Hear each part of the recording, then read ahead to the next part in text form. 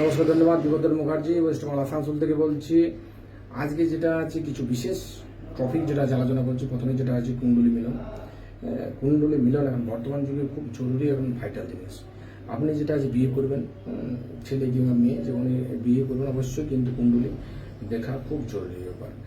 বিয়ে করার আগে আপনি মেয়েকে ভালো করে দেখলেন, ছেলে হলে ছেলে মেয়ে দুজনে যেটা আছে কুণ্ডলী মিলন হলে কী হবে, ছেলে যেমন কত কোর্ট বিচার হচ্ছে না হচ্ছে, কেমন হচ্ছে না হচ্ছে, ডিটেলস কিন্তু সমস্ত কিছু জেনে যাবেন।